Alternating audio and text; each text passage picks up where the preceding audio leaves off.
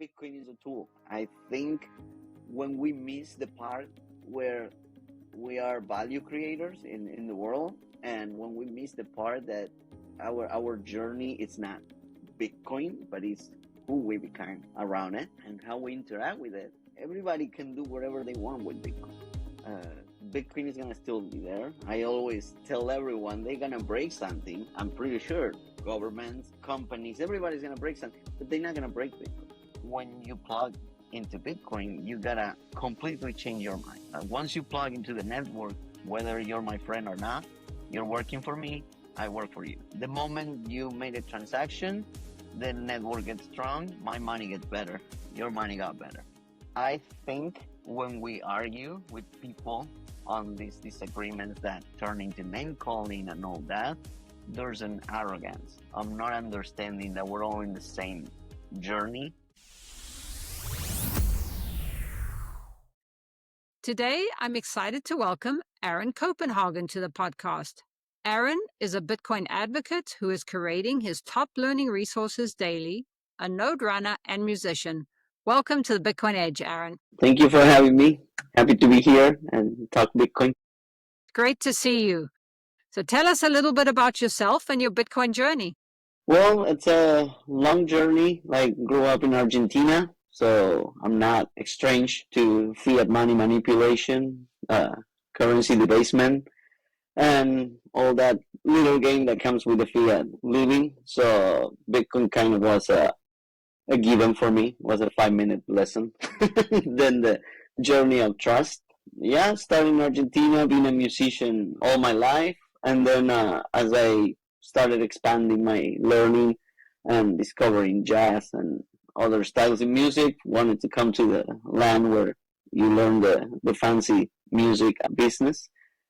So came to the States, started looking into the business side of music, which was a different aspect.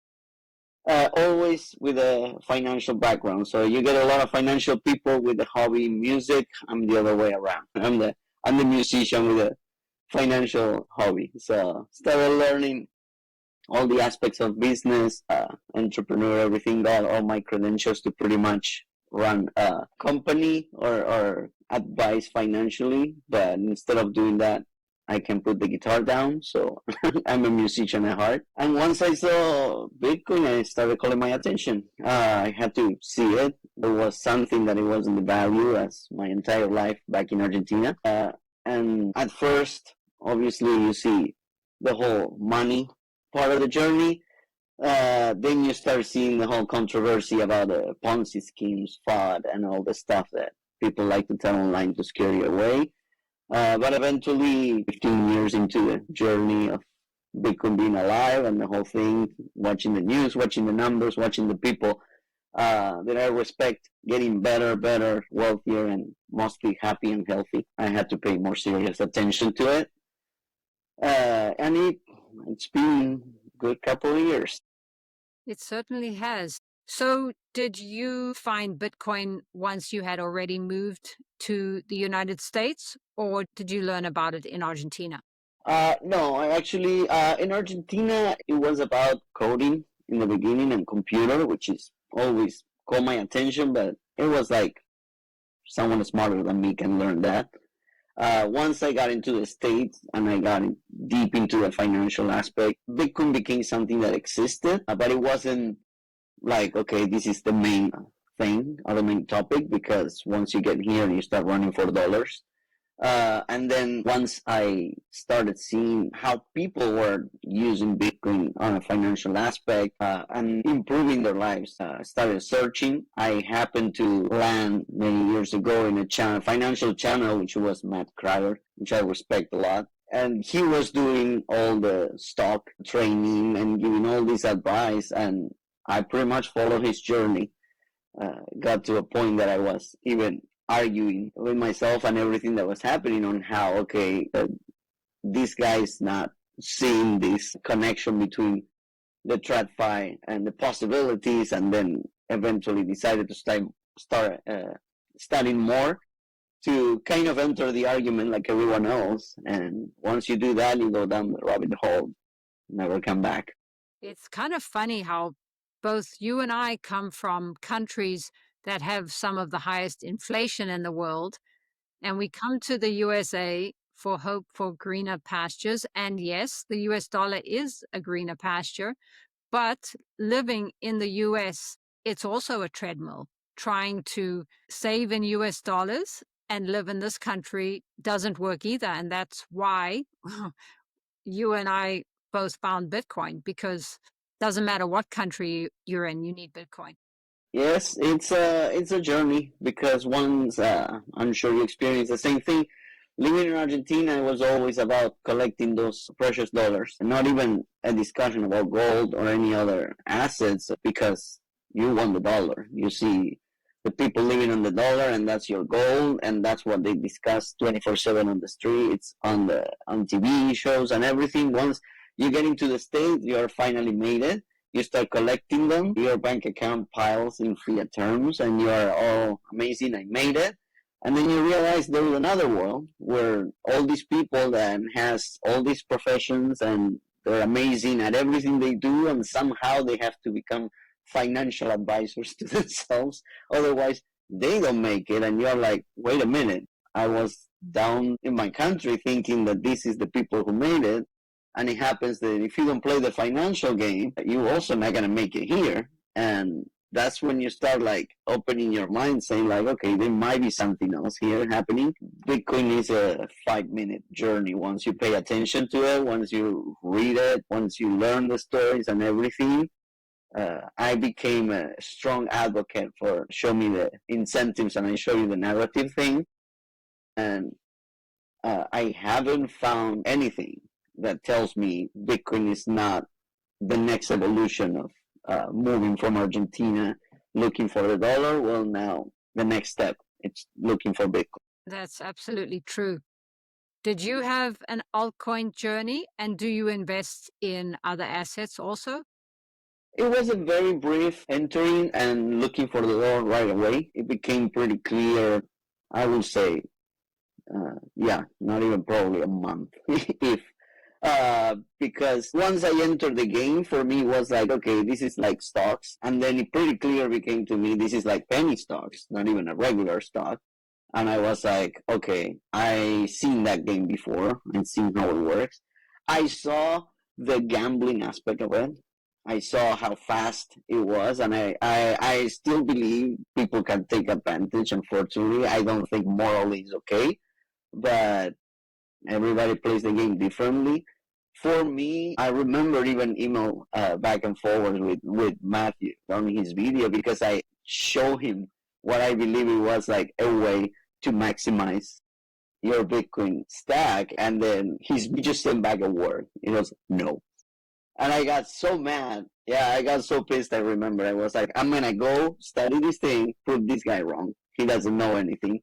And then I think 2 days into the studying, I was like, oh my god, I gotta get out of here right away. It was a good learning journey. Once I learn all that, I allow myself to start learning from those who advocate for it because I want to understand where the pitch comes from. But again, every time I follow the money, every time I follow the incentives, I find that they all end up collecting Bitcoin, and the people that follow them or invest with them end up carrying these things that go to zero overnight, pretty much. Do you think there's a problem that Bitcoin may become a little bit too centralized with the ETFs and MicroStrategy or strategy buying a lot of Bitcoin? Do you see that as a problem? I don't see it as a problem. I think I probably, and this is, to me, it's funny, but I think I trust Bitcoin much more than most of the people arguing online. I think there's a lot of ego and the need to be relevant in the conversation sometimes that makes people forget what Bitcoin is. I don't think you can stop evolution. I think it's here. People is gonna adopt it. Not everybody's gonna use it the same way. You know, there's people that drive cars to work, and there's people that use it for party, and there's people that use it to go race on the street and end up hurting other people.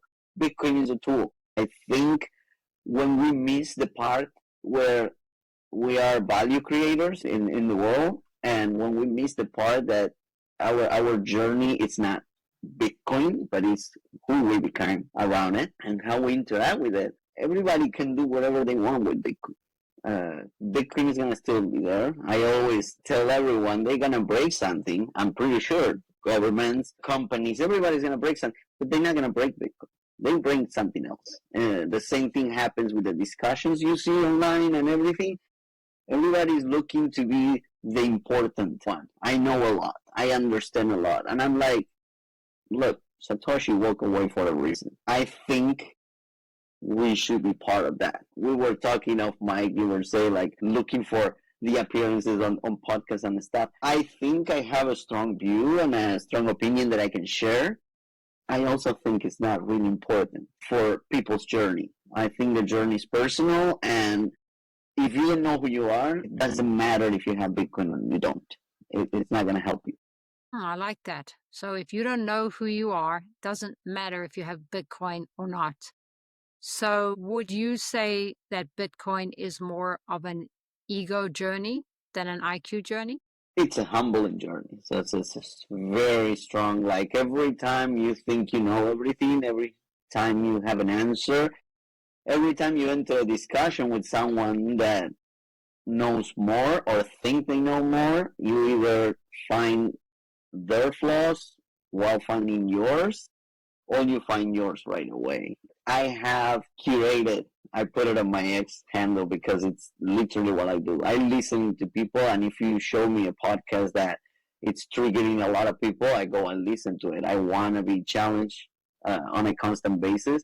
And I try to meet all my heroes in Bitcoin, and I find they're humans, and we're all learning the same thing, and we all have different point of views. And if you don't open yourself to be wrong and listen to someone telling you this is a Ponzi and it doesn't work, and you're not willing to sit at the table, or if we don't want to enter that place yet in the conversation, but if someone tells you this is the knot that should be run, this is the thing that should, if you're not able to sit there without name callings, without opening your mind, without listening to all that, Bitcoin is gonna teach you so much, and it just happens. You can't fight. That's a good teacher. Yeah. What do you think is the biggest misconception about Bitcoin? I think the biggest misconception is like we tend as Bitcoiners, and I understand it because it was me at some point. We as Bitcoiners, I think we put it at the center of our life. And we remove the need to create value to the world, the need to goods and services, the need to provide somehow a better world to the people around us. I think one of the aspects that I never liked of TradFi is like it's a competition game where you need to step on other people to make it. And whoever is telling you that that's not true, they're probably trading behind your back. So it's how the financial world works. It's a game of who arrives first and who leaves earlier, you know? And I think when you plug into Bitcoin, you gotta completely change your mind. Once you plug into the network, whether you're my friend or not, you're working for me, I work for you. The moment you made a transaction, the network gets strong, my money gets better, your money got better. I think when we argue with people on these disagreements that turn into name calling and all that, there's an arrogance of not understanding that we're all in the same journey. And if you argue to the point where someone considers a fork, where someone considers censorship, when someone considers number go up and my country is going to become better than yours, yeah, you might have a bigger dollar denomination in your bank account or in your wallet, but there's someone around the world that just got outpriced and it's not going to benefit on this. So once you put a couple of years into study Bitcoin, you understand that it's very important to make sure the fraud comes from those who don't understand it. Because when respected people start throwing fraud on the table for whatever reasons they have, you price out so many people. and you're hurting a lot of people, and you're hurting the network as well. I think that's a great message, that Bitcoin is cooperative. And the more we go down the rabbit hole, we see that it's a network that benefits everybody, not just a few. And I love that message. Yep, it's important to see that aspect. And I'm not, don't get me wrong, I love to see the number go up. I get excited like everyone else. I freaked out when it started crashing like everyone else. Whoever says I'm immune, I love it because X gets a lot of posts like nothing is happening to me. It's like, no, if you posted these, believe me, you're scared. Like everyone else. It's a journey that you have to let go. You can't try to control it more than your knowledge, your behavior, and your reaction. And understand that there's a lot of technical people. Understand that we're never going to be as technical as the guys that are right first for the simple reason that they have more time. It's like in music.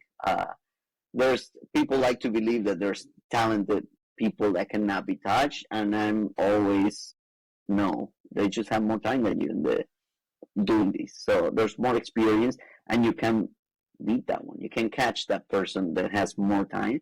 So I like to listen a lot. And that's where my curation on X count. I listen to all those podcasts because I learn a lot from their perspective and the way they put it out there. I also listen to the new people because it comes with a fresh take. But I also think when someone comes and say I'm here to fix what is wrong, I'm like, wait a minute. You gotta give it some time and see what happens. So when you see all these arguments and political things, I'm like, you gotta pay attention to your history. You gotta learn, especially the ones who come from countries where we've seen this story before. When Milei came into Argentina and everybody was cheering and everybody was the solution arrived to every problem, and I was like, this is just another guy. This guy been here before. We have many presidents like him before. There just was no X to advertise him 24/7, but they existed. And yet, money continues to be the value. Even today, money continues to be the value. And if you travel to Argentina, and it's funny because you see all these people that I went to Argentina and they show me all the restaurants and everything, and I'm like, I grew up there. That's not Argentina. I can show you a place that you don't know about it where all these policies are not working. As Bitcoiners, many times we fail to see and agree that there might be places where the policies are not working, even if number is going up. So you're saying that quite a few Bitcoiners still think that there is somebody in politics who could fix the system. But as we go deeper down the rabbit hole, we realize that the debt-based system is not going to be fixed. I think there's people that wants to fix the system in politics. I think the politicians, they have very good intentions. Unfortunately, I believe that once you get hooked in the system, the same way that I believe that once you plug into the Bitcoin network, you can be a bad actor. You last very little if you're a bad actor.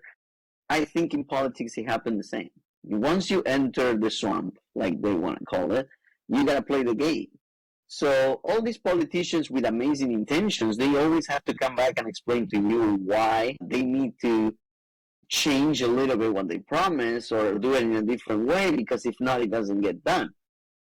And people say like, I got disappointed and everything. Well, that was part of the game. If you didn't know that that was going to happen, then you don't understand politics and you don't understand how the world runs. I see a lot of people criticizing the way Bukele acts. And my question is, how will you solve the problem in a country like that? Well, I would have done this, this, and that. I don't think you're ever in a country like that if you're answering to me like this. I don't think you understand what a gun looks like. And I think there's a lot of appreciation for what politicians are doing. I don't believe and I don't like when people make them the leader of the pack. I don't think they're leaders of the pack. I think they're people in society. They should be providing goods and services. And if they're not providing good goods and services, well, you took my tax money. So I expect something in return. And if you're not going to give me that in return, I run a business. When I don't deliver to my clients, I get fired. it's, it's not more difficult. And that's what I get from Bitcoin. It's proof of work. I expect that from everyone else, you know. Do you think that Bukele is doing things differently? The only country that is trying to be on a Bitcoin standard. And the reason I ask, as you probably know, I follow Jeff Booth, and Jeff Booth recently went to meet Bukele and see how things are in El Salvador. And he only posts on Nostr, but I read his post, and what he said is there's a long way to go. A lot of people still not using Bitcoin, but the intention is there. Yeah, it's. I think Bukele is not the president we would like. It's the one they need. It's a very long way. We can have many political arguments, but I will never argue war. The decisions that people are during war make, the decisions that people in poor countries make, until you actually have lived there. You have to understand certain things. I listen to everyone and I respect all their views. But if you're not a parent who let your kid go to school not knowing if he's going to come back, we can't have this conversation. Unfortunately, you don't know what it is. If your vision of the world is on a 3 to 5 star hotel and restaurants pay with a US credit card, I don't think you have seen the world. I haven't seen it in many places. I travel as a musician. I haven't seen the real world, but I have seen Argentina deep down. I have seen Latin America right down to the core, and I understand that the politicians that want to change things need to do things that are not nice to the eye of the public. It doesn't mean it's going to work. It doesn't mean it's okay. It's the same as when you enter the Bitcoin argument. What is the way to use Bitcoin? It's whatever way helps you. It's not what everybody else says. It's whatever helps your journey, as long as you do proof of work, freedom money. And I think Bukele is following freedom money.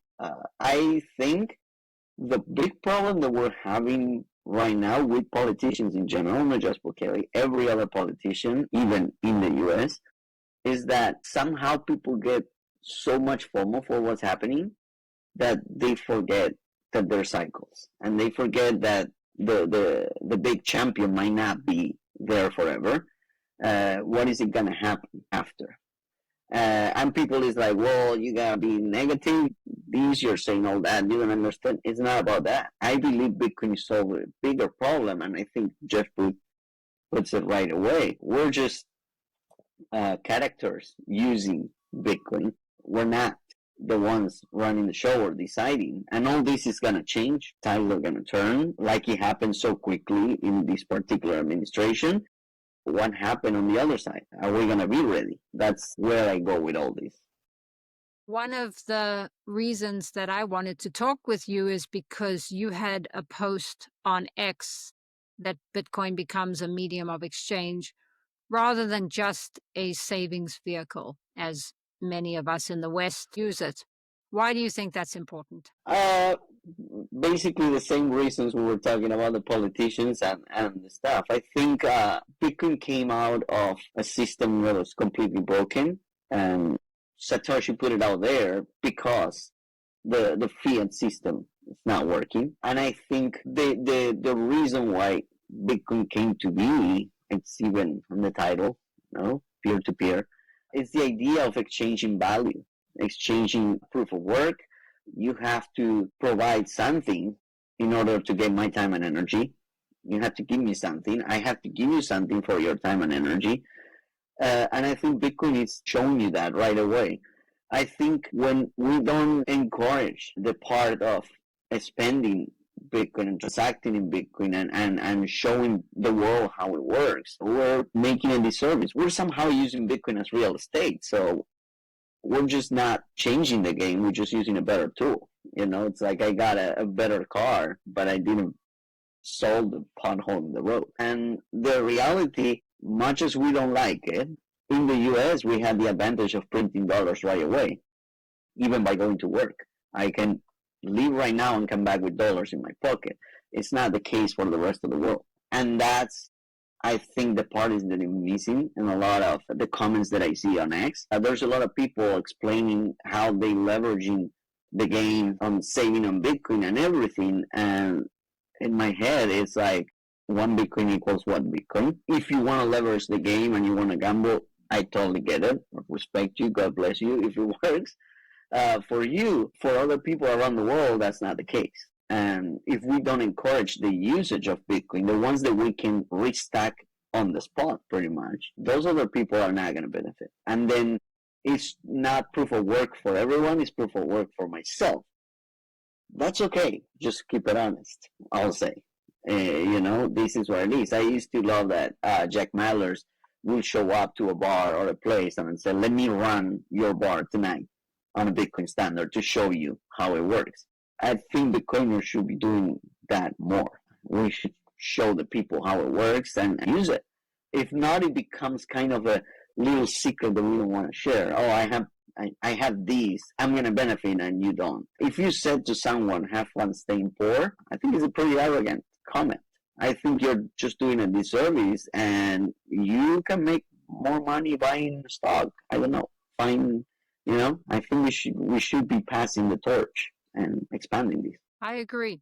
I don't use that because I don't like to have fun staying poor.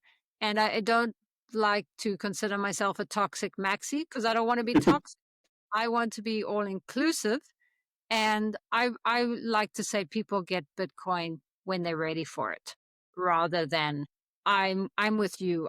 I want a better world for everybody, not just myself. So it's a network. We work together on this. If I'm a maxi when it comes to you want to argue Bitcoin without putting the hours, you'll see me as toxic as they come.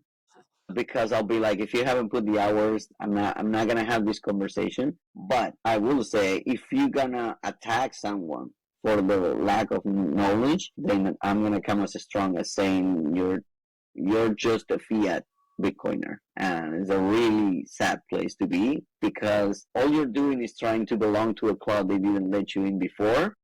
You are not here for the better money. And I think we need to become honest with that part, especially now that these new crew of Bitcoiners are very financial oriented, very TradFi oriented. The conversation is becoming very elite in the sense of money. Oh, I understand money and that's what I'm using this. Okay, how are you planning to help everyone else? Well, no, I just did these cover calls or futures and everything. Okay, let's go back. How are you gonna help someone? Are you doing something to provide value, or are we just collecting nominal wealth? And I think in the long run, Bitcoin requires you to humble enough to be able to walk away like Satoshi. It's a long journey, but once you get there, it's very liberating. I think Dr. Jeff Ross, he started doing the same journey and he got to a point where, okay, I think I need to walk away from this. And I was like, oh my God, an influencer walking away. Why? And then you see it and it's like, yeah, I understand the point. You want to live the quiet life once you get this. Yeah. You mentioned Satoshi Nakamoto.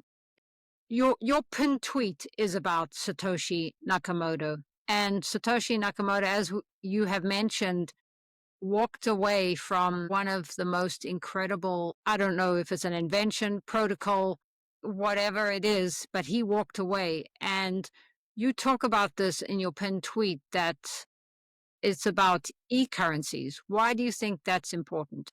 I think we need to understand that technology is always going to be dismissed by those who don't need it. And it's important when we have the conversation with the non-coiners, if you want to call them, that they don't need it. And if they need it, they don't know they need it. So we can approach them by telling them you don't understand. I like to follow a lot Chris Voss. He talks a lot about everything is a negotiation. You don't negotiate with someone when you put it on the fence. You're not going to approach nothing. So coming as a leader figure, I think Saylor put it in one of the rules that he gave in one of his talks, and it was to approach them with kindness. And I think that's the main thing. I think we need to understand that a lot of people is going to dismiss Bitcoin because they don't see the need for it. I think when people goes like, well, Elon Musk doesn't get Bitcoin, or Buffett doesn't get Bitcoin. I don't think they don't get it. I just think they don't need it. I think then the toxic thing comes in and say, no, yes, everybody needs it and everything. Yes, I agree with you. But in their head, they don't need it. So how are you going to approach that person if in their head they don't believe it? You're going to come as aggressive, and you're not going to be doing a service. Like if you win an argument with your point of view and someone finally gives up, you haven't won. You just destroyed the other person. That's not what Bitcoin is about. It's about plugging into the network and working for each other, like we were saying. I think it's important to understand that first, Satoshi did not came up with Bitcoin right out of nowhere. There was a lot of work put into it. I think there's a lot of ways to improve or not improve. If you read or learn from the blog sites world, everybody had their arguments, a little arrogance, a little not arrogance, whatever, but everybody had their incentives. And I think that's the magic word when it comes to fiat, when it comes to Bitcoin, it's the incentives. I want to see where you're coming from. Well, I don't believe that a guy like Elon, who runs all these businesses, who likes to sleep in his businesses, is ever gonna settle for I'm buying Bitcoin and just waiting. It's just not him, and you need to understand that. And I think the same thing happened with Warren Buffett. He lived 95 years or 90 years without the need for Bitcoin. Why now? So expecting them to come out as, oh, I gave up on this fight, so you can post your little tweet of, I won. I think they're wrong. I mean, I understand that the U.S. administration and everything are seeing the benefits of Bitcoin, okay? But I don't think they came to the presidency for Bitcoin. Or to the Bitcoiners for Bitcoin. They came for the votes. And if we don't understand that, then we're missing the point. Now, that they're going to benefit, that the U.S. is going to benefit, yes, totally agree with you. I'm very happy that this is happening. But drinking the Kool-Aid, that we just changed the world's mind and that everybody except us, it's going to have fun staying poor because now we made it, you're going to be in for a treat the moment that Bitcoin decides to educate us all. And it will. It always does. When we thought we were untouchable, the pandemic hit and Bitcoin crashed to numbers never seen. And if someone arrived in 2020 to this and it went all in, it beat up 15 years career for anybody else. You can be the best Bitcoiner, DCA in all your life. Someone show up in 2020 when he hit 3K and put everything they have, and they had a better return. Even I have family members who had asked me about Bitcoin, and one of them in particular decided to get orange pill at the time where Bitcoin hit 15K. It has the better return in the family, mostly. And I'm like, they didn't even have to do anything. And I think that is the main point in all these. We will get educated if we don't understand that this is a journey for everybody. And if somebody asks you about Bitcoin, where would you start? And what resources would you use to help somebody on their Bitcoin journey? My first question is always where they are. What is their situation? What is their position? And then I try to understand why they will need Bitcoin, where they can see the benefit of Bitcoin. Again, everything is a negotiation. A negotiation, both parts need to walk away happy. If not, it wasn't a negotiation. And in this aspect, my first question is always where you are in the money journey in order to be asking this question. Well, I'm in the gambling side. Well, you need to study Bitcoin. It's not a gambling thing. It's going to take time. You're not going to get rich quick right away. If you're in the altcoin world and you come asking about Bitcoin, my next question is, what is an altcoin? Explain it to me. What do you own this? And if you come from, I'm desperate, my money is not enough monthly, then we can have a different conversation. Then it's time to learn why is money, what is money, why you need it, and what you use it for. I think at the beginning of the podcast, I told you, if you don't know who you are, Bitcoin is not going to help you.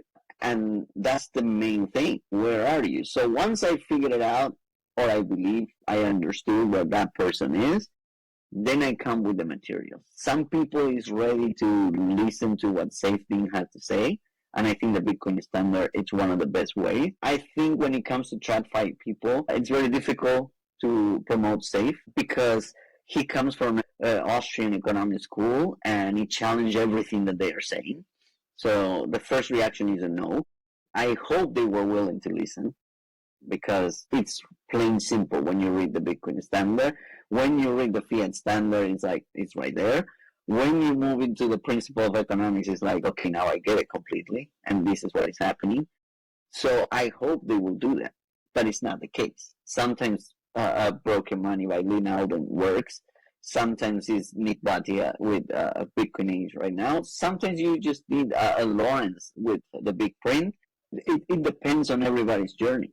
So there's no one single resource. I mean, a part of my family got orange peel by reading Jason Williams' book. And I think it's amazing. He put it right out there on the street for you. A lot of people are going to come like, well, he's a scammer, he's doing output. I don't care. I don't know. All I know is his resource, which is that book. It's very helpful. And if at the end of the game you end up paying attention to Bitcoin and deciding to plug into the network because someone did that, then it's useful. It's the same thing. We all gonna have this journey where we're gonna try and everything. But as a musician, I learned at a very young age, when you play in an orchestra, when you play in a band, you can't be looking at what other musicians are doing. You gotta play your part. Everybody expects you to play your part. And if you don't do it, the band doesn't sound good, and it is your fault. So I believe Bitcoin is the same thing. We gotta play our part. I don't care what Jason could be doing, what Pump can be doing, what SafeDean can be doing. I don't care. But if their resources help, and it can help the person that I'm talking in the moment, I'll use them. Because my goal is for people to see Bitcoin and to have the same benefits that I found through it. I think that should be the way. But I'm also open to the fact that I don't run the show. So whatever works, as long as the outcome is you're going to explore Bitcoin, I'm good. That's how I approach my orange pilling journey. I don't harass people. Those are really great points. I agree. I wanted to go back to money because money affects every part of our life. And how do you think the fiat incentives differ from Bitcoin incentives? I think we are taught at a very young age that the fiat money world, or the world itself, is a big competition. I think when you start working, you arrive to a company and you need to start looking whose job you're going to have to take to make it. When you build a business, I have many business people coming to me, okay, who's your competition when you're operating the business? And then we're not even talking about the product. When you go to work, when you get a house, even when you're a kid and you get a pair of shoes, are my shoes as cool as the next kid? I think that's what fiat does to everything. I think Bitcoin doesn't allow you to do that. Because when you're in Bitcoin, you need other people to be in Bitcoin. Your goal is to have as many people in Bitcoin as possible, or should be at least, because this is how the network expands, strengthens.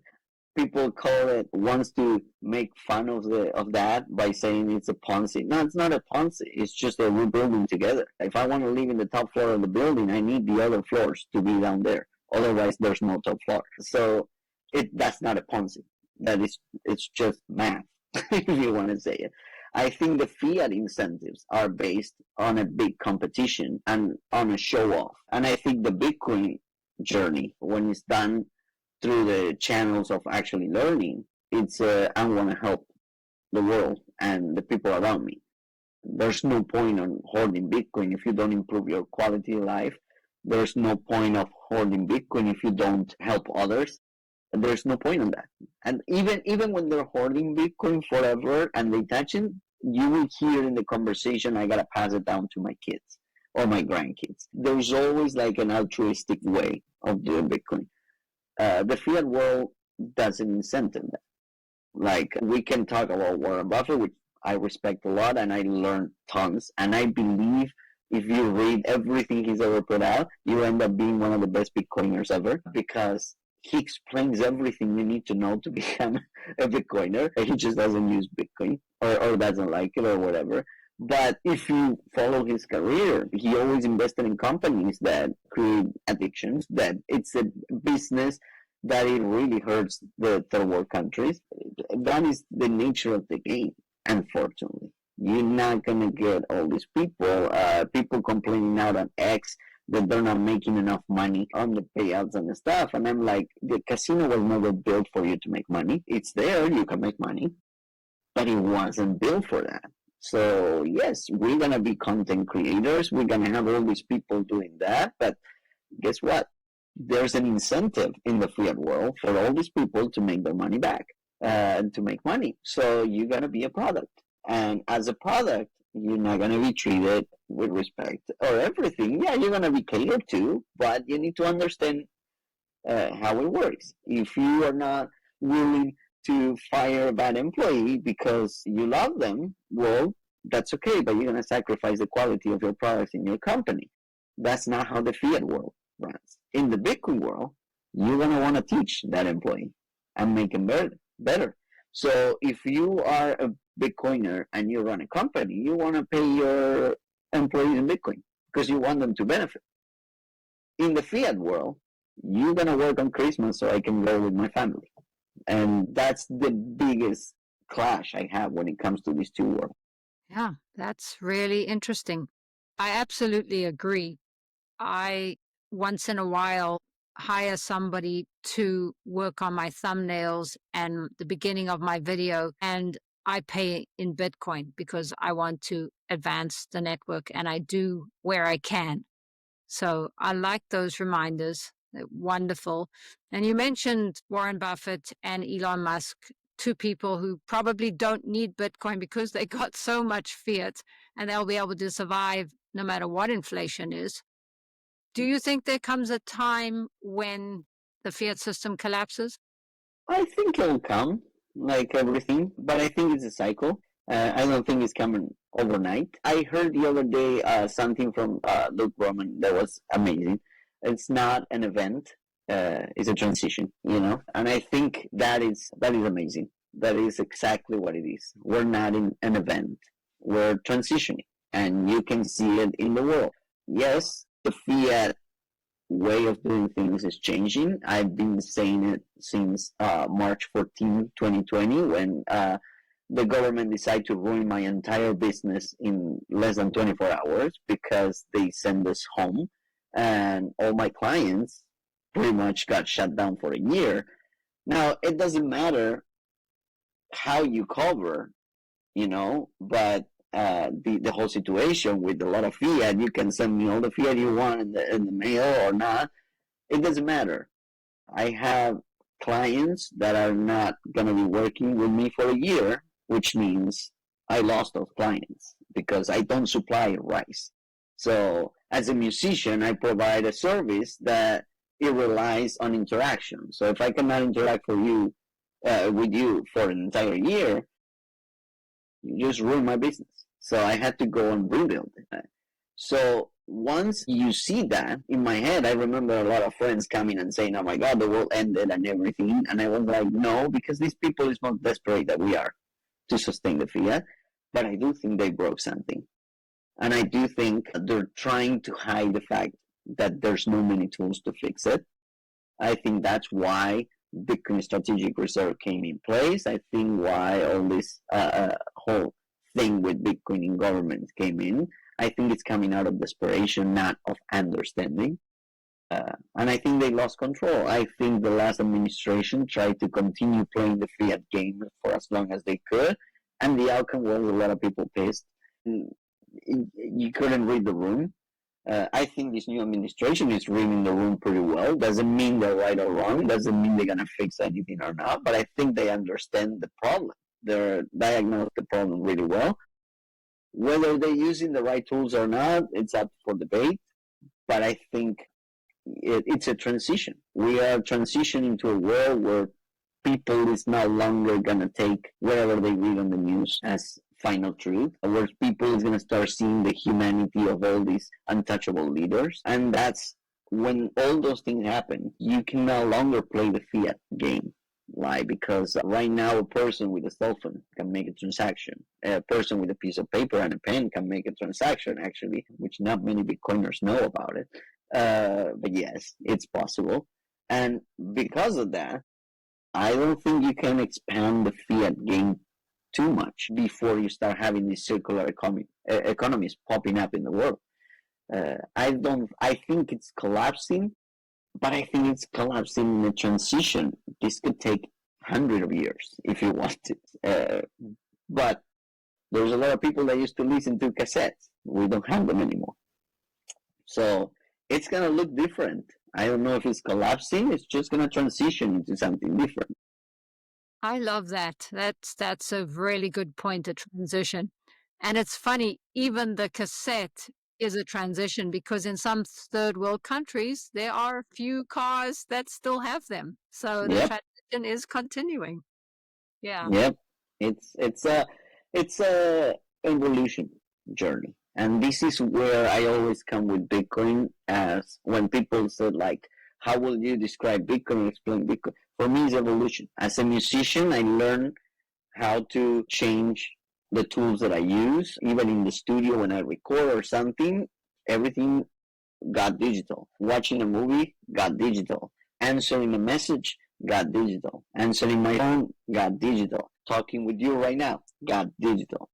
Money is gonna get digital. It's just an evolution. So I don't think Bitcoin as a new thing.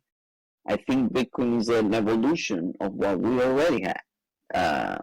The problem that we have right now is that we want to make it so big of an event, because I believe somehow we need to be part of the revolution, and people remember us. But this is what I love. I was watching a podcast long ago. It was Safety and Michael Saylor discussing Conceiving Liberty, the book. So I went down the rabbit hole and read all the books, all the volumes and everything. And if you read the first four, it shows you how government came to be. But if you happen to go the extra mile and read the fifth one, it shows you what happened once they got into power and they realized, well, we fought against the 2% tax. We're going to need a 4%. How do we explain it to people? And once you're open to see that, you understand that it's part of evolution. Well, now we're going to sell it in the sense that you have ownership, but you got to pay more for the ownership. And somehow it worked out. So I think as Bitcoiners, we're going to have to learn that journey as well. This is part of a transition. This is an evolution. Bitcoin is perfect for whoever needs it right now. It's not perfect for the one that needs it tomorrow. And the one that needed it yesterday and didn't get it might not see the need because of that. Once we see that, orange pilling becomes super easy, I believe. Yeah. Once people need it, that's true. But not everybody's going to do what you did and read as much as you read. Some people will, some people won't. Yeah, and Bitcoin it's that. Bitcoin could be a solution for those who put all the hours. It could also be a solution for those who don't care. Some people are going to have 1% or 2% allocation in the Robinhood account. As Bitcoiners, we need to be okay with that, and we need to understand. Now, if they come and ask why you don't, also be ready to explain why. But understand that this other world exists. The TradFi people exist. They're not going away. They're going to evolve. They're going to need to. I heard Bitcoiners, I will never point out names or anything because I don't think it's valuable, but I do think it's valuable, the conversation where Bitcoiners were, I don't know about Bitcoin loans, I don't understand them, I think they're risky, these companies and everything. And the conversation turned funny when someone on the table was like, well, when the big banks start offering these loans, I might start paying attention. And I'm like, the whole point of this is we don't want these people to be the main actor. but somehow that fiat money still exists. So, which is what I think main Bitcoiners and main influencers have a huge responsibility on how they address things on X and all these things, because people get scared really easy, and it's not an easy journey to be in Bitcoin. And if we're continually attacking a different point of views, we're just kicking people out. Yeah, very good point. Another way to make the network stronger is to run a node. And you and I discussed this a little bit. There was a problem with Bitcoin Core, which is one of the main companies for running nodes. Do you think this is a problem going forward, or we'll find other options? I think there's gonna be an evolution in this. I think we're gonna find a solution, obviously. I agree that the maintainers are very important. I don't do it. I don't understand exactly what they're doing, so I can't attack them. And I see a lot of people attacking everything that's happening, but I like to observe the conversation. So when the people that knows or participates on all this, it's talking, I pay a lot of attention. I listen because I want to learn. I can't choose a side if I don't know what's happening, obviously. But being that said, I don't agree with the fact that because I don't understand, I don't have a say. Unfortunately for all these people, that they are plugged into Bitcoin, I have a say, whether you like it or not. And I might have a completely ignorant opinion on it, and that's okay. But since my money's here, the same thing that I ask from the politicians when I pay my taxes, I'm going to ask for everybody in Bitcoin. I want my opinion to be respected without name calling, without an attack, I want the discussion to happen as strong as you want it to be, but it needs to be open. People need to understand what happens. If the first thing I read from a person when they're defending a point is name calling and diminishing the other part, you're going to lose me right away. And you might be right on your point of view or in your intentions. You're going to lose me because I can't start a conversation with name calling. Call me whatever you want after that. But at the core of the situation, pun intended, it's that. It's a discussion. And everybody who has somehow hash power, money, blockchain, time and space, proof of work, or even running a business, you running a company and you open the internet and you see what is happening and you're like, wait, are you guys going to fork and I'm going to be hanging here and I'm building an entire structure around this and I don't know if it's going to be here tomorrow because a couple of guys don't agree. And I think if we want to find an enemy in all this, whoever is funding all this argument is doing an amazing job at breaking the inside, because it has a lot of people that we all respect arguing on X, scaring a lot of newcomers. And if you wanted your politicians to have an excuse to say, you know what, we're not ready for this, so we're going to delay it because apparently these people can keep it together, well, this is an amazing opportunity for them. And if you don't believe this, then you don't understand politics. This is my concern with everything that is happening. I see a lot of people arguing, trying to win the conversation. And I think they don't say it. I believe Bitcoin is money. I don't agree into turning it in a clown show. I think if I run a node and you're going to put whatever pictures you want, and then the government is going to have an opportunity to knock on my door and say, hey, your node had these type of pictures, we don't like them, I think it's an attack. I don't think many people is talking about that. I also understand it's freedom, technology. You do whatever you want. So I don't know. In Argentina, we used to have a say, like if 3 people pee on a tree, you don't just put a sign that says bathroom now. You know, it's still not okay to do it.